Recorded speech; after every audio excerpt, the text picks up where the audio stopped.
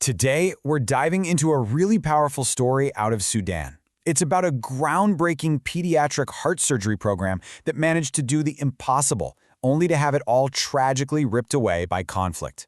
It's an incredible story of triumph and, well, heartbreaking loss. I mean, think about that for a second. That's really the question at the core of everything we're talking about today. It perfectly frames the hope, the success, and the absolute devastation that followed. Okay, so first things first, let's just set the stage here. Providing this kind of specialized heart surgery for kids is tough anywhere in the world. But doing it in a low-income country like Sudan, the hurdles were, they were just massive. And you know, this isn't a problem that's unique to Sudan. Not at all. Across the continent, there's this huge unmet need. You have millions of kids born with heart defects, and the care they need to survive, well, for most of them, it's just not there. Look at this number, 0.04. What does that even mean? Well, it's pretty staggering. For every 1 million kids in many parts of Africa, there are just 0.04 pediatric cardiac surgeons. It's a number that just perfectly captures how severe the shortage of experts really is. And for Sudan specifically, this has been a long, tough road. You can see it right here. Efforts go way back, but they get stopped again and again by things like not having enough trained staff. Every single step forward was a hard-fought battle. But then, in 2022, something really different happened. A new national program was launched, and it was a completely new way of thinking. It was a true beacon of hope. And you have to understand, this wasn't just another temporary aid mission that comes and goes. This was a national program, funded by the government itself. And its goals were huge: to give kids care that was completely free, totally comprehensive, and, this is the most important part, built to last.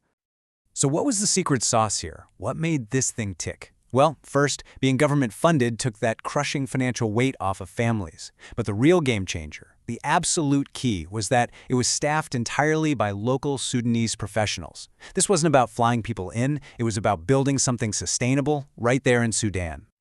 All right, so they had this amazing new model. The question is, did it work? What did they actually manage to do in the short time they had? Let's look at what happened in that one fragile year. 229. In just 1 year, 229 kids got heart surgery. For a brand new program in a place with so few resources, that is an incredible number. They just hit the ground running, immediately starting to clear that huge backlog of cases. So what were these operations? Well, a big chunk of them were for things like VSDs and tetralogy of Fallot. Now, these are common conditions, but they are absolutely life-threatening without surgery. And this program was finally making that surgery consistently available. But here's where it gets really impressive. They weren't just doing the standard stuff. The team was tackling some of the most complex procedures out there. Things like de Fontaine, the Rastelli, and the arterial switch. This just shows a level of skill that was truly world-class. Okay, so they did a lot of surgeries, and they did really complex ones. But were they any good? What were the outcomes for these kids? This is where the story gets really, really compelling. So, the program's 30-day mortality rate was 12.2%. And look, I know what you might be thinking. That number, on its own, might seem a little high. But like with everything in medicine, you need context, right? So the real question is, compared to what? Okay, now look at this. When you put their number, 12.2%, right next to a well-established, long-running program in South Africa, it's just over 1 percentage point different. 1%. For a brand new program run by a local team dealing with a backlog of really sick kids, that's not just good. That is an unbelievable achievement. And it doesn't stop there. The proof of their high standards is in the details. Look at these complication rates. Needing to go back to surgery for bleeding? Super low, at 1.3%. And get this, zero patients needed a permanent pacemaker. That just speaks volumes about the quality and the meticulous care they were providing. So let's just recap. This program was a home run. By any measure you can think of, it was a massive success. It was proving that this kind of high-quality, sustainable care was possible. And then, everything just stopped. April 2023, that's when armed conflict erupted in Sudan. And the impact?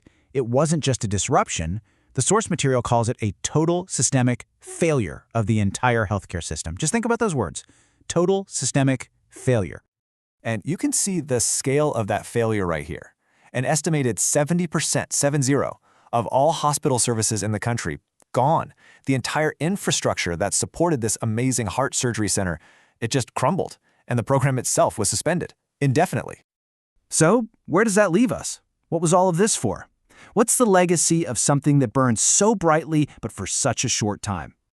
Well, what was lost is obvious, right? Momentum. The chance to save who knows how many more kids. But what wasn't lost is the proof, the data. This 1 year of data is now so much more than a historical record. It's a blueprint. It's the evidence of what's possible, and it's a roadmap for the day they can start to rebuild. And I think the authors of the study put it perfectly. They call this record exceptional and precious. And that's exactly what it is. It's a testament to an incredible Sudanese team and, a really painful reminder of just how fragile progress can be. It just leaves you wondering, how can we protect these precious gains in the future?